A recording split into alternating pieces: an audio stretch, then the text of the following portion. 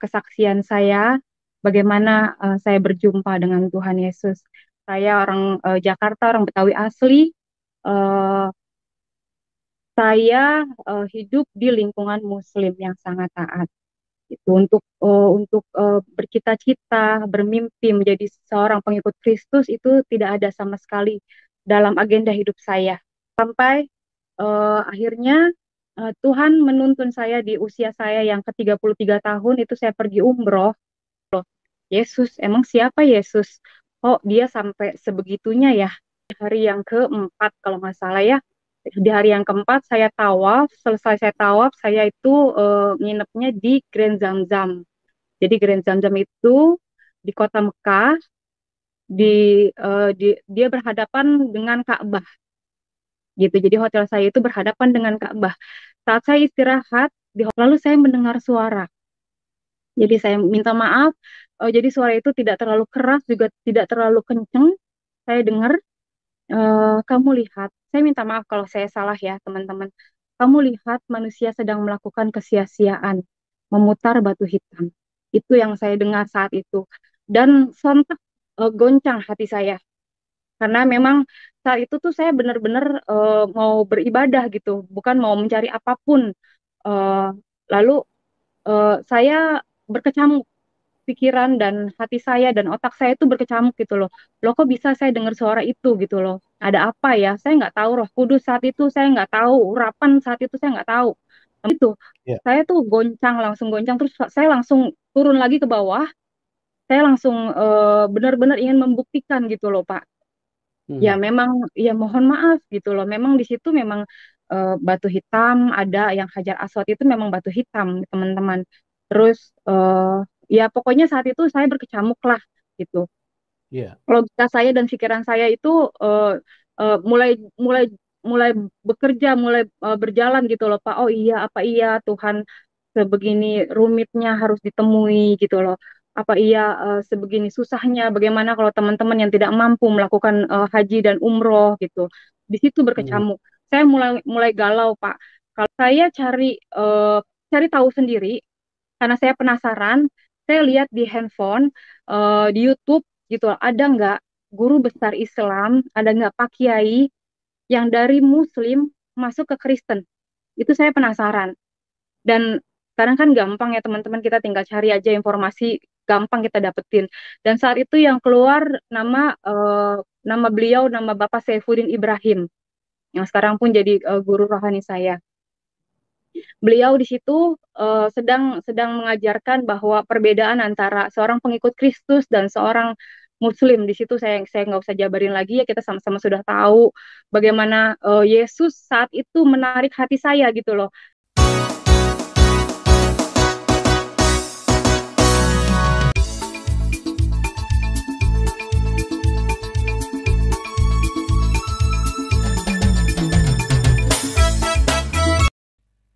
Kasihilah Tuhan Allahmu dengan segenap hatimu, dan dengan segenap jiwamu, dan dengan segenap kekuatanmu. Itulah yang diperintahkan Tuhan kepadamu. Lakukan itu, dan beritahukan itu selalu kepada keturunanmu, supaya engkau berbahagia. Haleluya, puji Tuhan. Bagaimana kabar saudara hari ini? Kami berdoa saudara dalam keadaan yang sehat dan diberkati oleh Tuhan. Amin. Puji Tuhan. Saudara, terima kasih saudara terus mendukung pelayanan kami di channel ini. Dan terima kasih saudara telah membagi-bagikannya kepada sekalian banyak orang. Jangan lupa untuk terus bersama dengan kami berdoa dan terhubung dengan kami dalam pelayanan-pelayanan kami di channel ini. Saudara, kali ini kita akan menyaksikan bagaimana Tuhan bekerja, bagaimana Tuhan memperlihatkan dirinya kepada orang-orang yang dipilihnya dan dikasihinya. Meskipun mereka awalnya sedang melakukan sebuah ritual-ritual kegiatan agama mereka yang lama, iman mereka yang lama, tapi kehadiran Tuhan mampu merubah mereka dan membawa mereka dari orang yang tidak percaya menjadi orang yang percaya kepada Tuhan. Saudaraku yang terkasih dalam Tuhan, bukan kita yang memilih Tuhan, tetapi Tuhanlah yang memilih kita. Amin. Haleluya. Kalau Tuhan yang pilih kita, itu berarti Tuhan mengasihi kita. Tuhan merindukan ke kita untuk selalu berpikir bahwa Ia tidak sedetik pun meninggalkan kita. Dalam segala keadaan, dalam segala situasi, Tuhan selalu bersama kita. Sekalipun kita berjalan dalam lembah-lembah kekelaman, sekalipun kita berada di bayang-bayang maut, tapi Tuhan selalu melindungi kita. Saudara, Tuhan mau kita semua diselamatkan. Mari bersama-sama kami kita saksikan tayangan kesaksian yang hidup ini. Haleluya.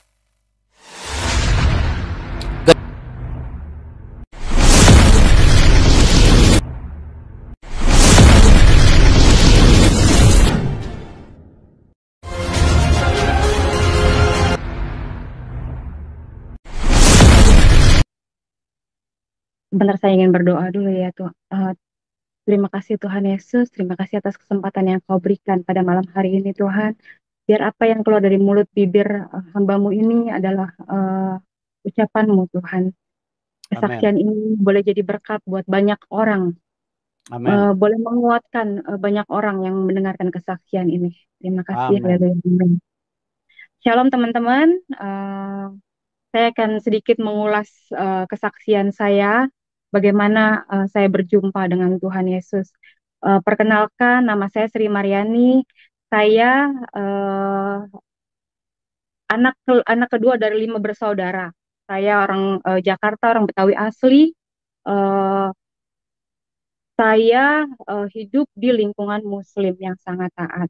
Itu untuk bercita-cita, bermimpi menjadi seorang pengikut Kristus itu tidak ada sama sekali dalam agenda hidup saya waktu itu. Begitu. Sampai akhirnya Tuhan menuntun saya di usia saya yang ke-33 tahun itu saya pergi umroh. Saat itu saya sedikit mengulas ya kesaksian saya. Saya pergi umroh. Ada teman saya yang bilang saat itu ya,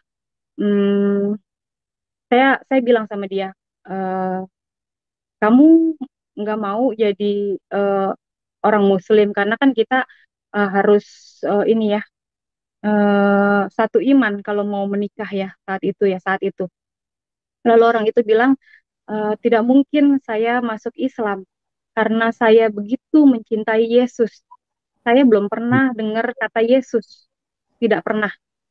Saat itu saya dengar mungkin orang itu ngomong biasa aja ya, keluar dari mulutnya itu, keluar dari ucapannya itu mungkin biasa aja, tapi saat itu Roh Kudus bekerja di dalam diri saya gitu loh. Yesus, emang siapa Yesus? Oh, dia sampai sebegitunya ya, gitu. Imannya sampai kuat banget.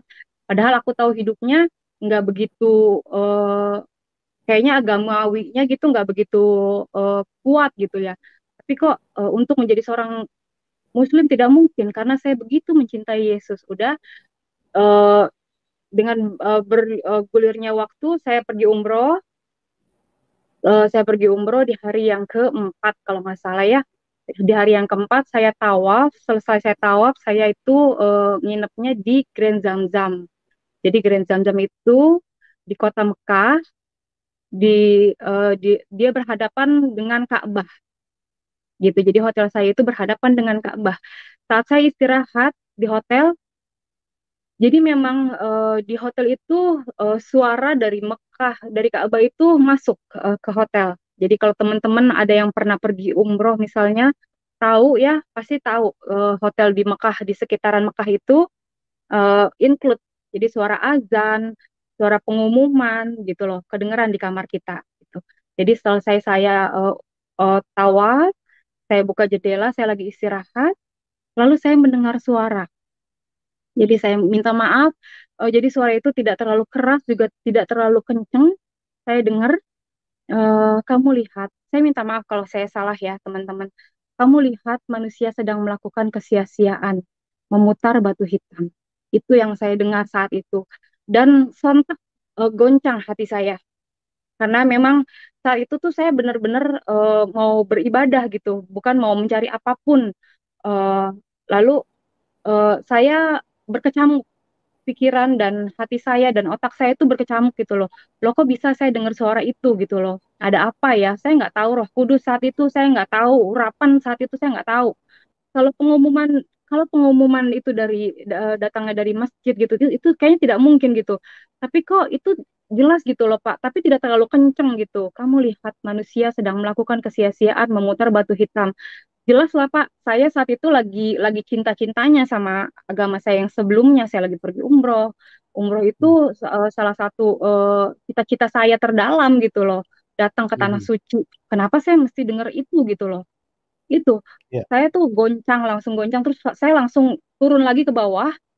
Saya langsung benar-benar ingin membuktikan gitu loh Pak. Ya Mhm. memang, ya mohon maaf gitu loh. Memang di situ memang batu hitam, ada yang Hajar Aswad itu memang batu hitam, teman-teman.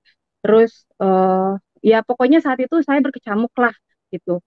Iya. Logika saya dan pikiran saya itu mulai mulai mulai bekerja, mulai berjalan gitu loh Pak. Oh iya, apa iya Tuhan sebegini rumitnya harus ditemui gitu loh. Apa iya sebegini susahnya? Bagaimana kalau teman-teman yang tidak mampu melakukan haji dan umroh gitu? Di situ Mhm. berkecamuk. Saya mulai mulai galau Pak. Kalau umroh itu kan biasanya harus 2 minggu, atau saya jadi menghabiskan hari-hari saya pada saat saya umroh itu dengan kehampaan, dengan kegalauan gitu. Saya nggak bilang Iya. ke teman-teman saya nggak bilang ke orang rumah, saya pendem sendiri Pak. Saya Iya, iya. pendem sendiri sampai saya pulang ke tanah air.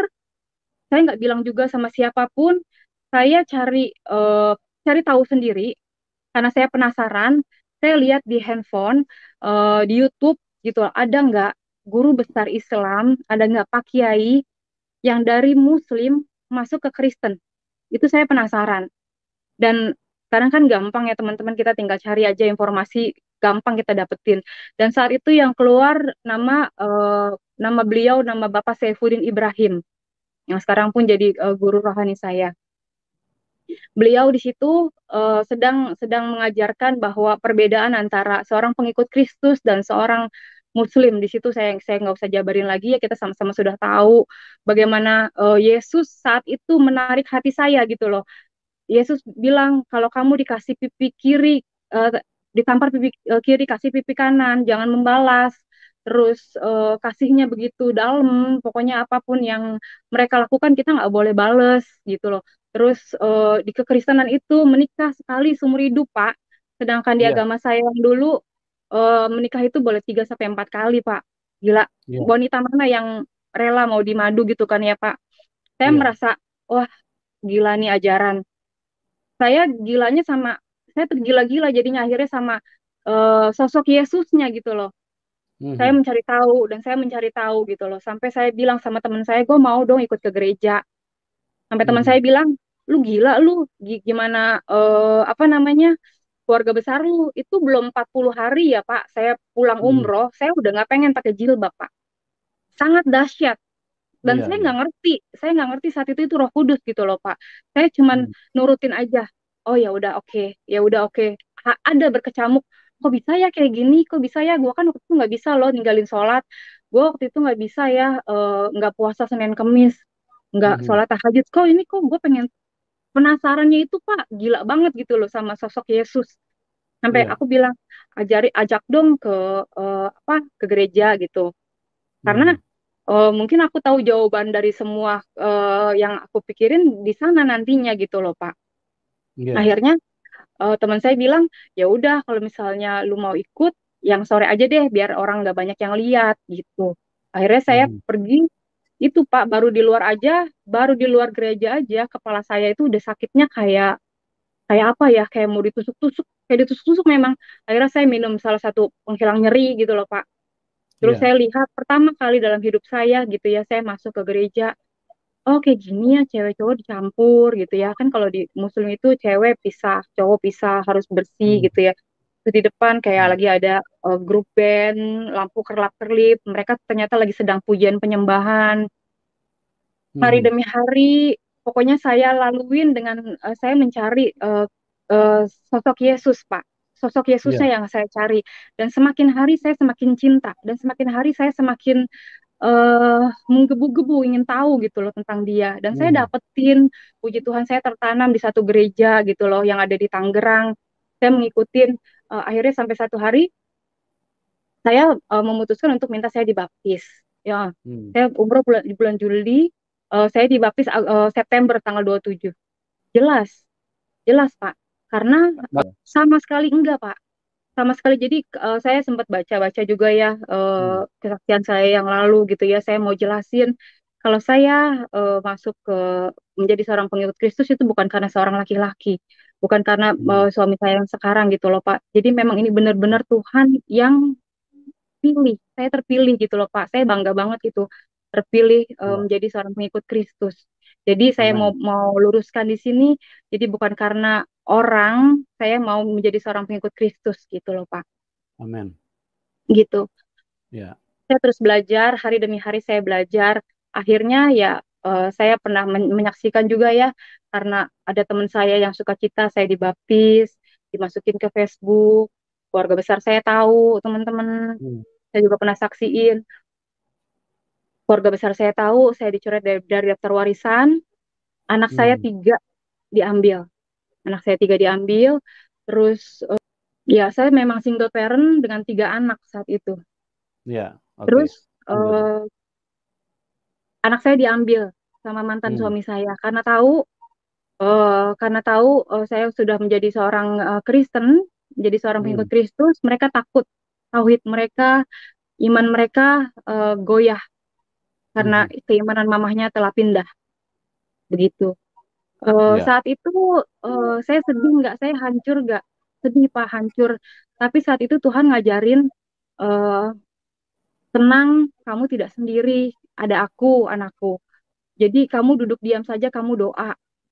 Begitu Pak. Jadi saya selalu mendapat kekuatan dari Tuhan Yesus untuk yaitu firman-Nya untuk tidak membalas setiap kejahatan yang mereka lakukan. Gitu. Lagi berulang lagi, pokoknya sampai ada 3 kali Pak drama itu, anak saya diculik sampai akhirnya bisa balik lagi, dan mantan suami saya kan meninggalkan, saya udah bilang juga karena sakit, dan secara otomatis Tuhan bekerja sangat luar biasa. Ketiga anak-anak saya itu sekarang sudah ada di tangan saya Pak. Iya, Itu puji dahsyat, Tuhan. dahsyat banget. Terus teman-teman saya mau saksiin ya di pandemi ini ya. Kalau misalnya orang bilang mau susah, mau apa, sama kita semua susah. Tapi penyertaan Tuhan itu sangat luar biasa, terutama di keluarga saya, Pak. Di keluarga saya dipulihkan. Tuhan bekerja lewat pandemi ini, gitu loh, Pak. Yang dulu saya pernah saksiin juga, saya pas saat bapak saya meninggal, saya nggak boleh lihat untuk yang terakhir kalinya, padahal saya udah bela-belain beli tiket paling cepat dari Bali ke Jakarta. Saya sampai di Halim, ibu saya telepon untuk saya jangan datang ke pemakaman bapak karena semua keluarga besar melarang. Saya nggak ngerti kenapa, mungkin haram bagi mereka ya Pak. Tapi Tuhan bilang lagi, maafkan. Sudah itu. Tapi puji Tuhan Pak. Ya karena memang Roh Kudus terus menuntun. Akhirnya pas Lebaran kemarin saya tetap datang kan. Saya boleh berziarah. Nanti kalau misalnya boleh ditayangin ada fotonya saya berziarah ke makam ayah saya. Itu benar-benar hati saya seneng banget Pak. Itu bahkan ibu saya yang nganterin saya dan adik-adik saya ke makam ayah saya gitu Pak. Tuhan dahsyat banget gitu kerjanya. Sampai suatu hari juga saya mau kasih kesaksian, ada adik saya yang menentang saya, menentang keras Pak, yang 8 tahun kita tidak bertegur sapa. Tuhan izinkan adik saya kena COVID kemarin itu ya, mau saya rawat Pak. Itu dahsyat banget. Saya boleh memeriksa dia, saya boleh merawat dia. Saya seneng banget dia mau menerima saya, walaupun dia belum ngomong sama saya gitu loh. Tapi dia mau menerima saya aja, saya udah puji Tuhan Pak. Iya, puji Dahsyat Pak. Tuhan, luar biasa. Ya, Tuhan melembutkan hati mereka gitu loh Pak. Tuhan mau sekarang tuh saya udah sama ibu saya, kalau kita pergi bareng, kita makan bareng, kita doa, saya doa secara agama saya, ya mereka udah ganti lagi gitu Pak.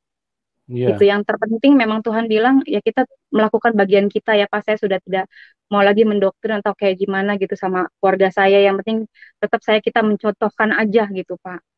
Kemuliaan bagi Tuhan di tempat yang maha tinggi. Hosana bagi Dia, bagi Raja kita di atas segala raja. Kami sangat percaya bahwa saudara telah menyaksikan tayangan tadi bersama kami, dan kiranya saudara boleh diberkati oleh Tuhan. Teruslah bagikan tayangan ini kepada sekalian banyak orang, kepada sahabat, keluarga, teman-teman kita di mana saja mereka berada, supaya sebagaimana saudara diberkati dan dikuatkan oleh Tuhan, demikian juga dengan mereka dikuatkan, supaya ketika mereka berada di persimpangan-persimpangan jalan, ketika mereka berada dalam pilihan-pilihan yang sulit, ketika mereka tidak tahu memutuskan bagaimana, dengan menyaksikan tayangan-tayangan di program di acara kami ini, mereka dapat dengan sangat pasti dan dengan iman dapat memilih dan menentukan pilihan-pilihan mereka itu. Puji Tuhan, Tuhan memberkati kita semua. Sampai berjumpa lagi dalam program acara kami selanjutnya. Tuhan Yesus memberkati. Haleluya, haleluya. Shalom.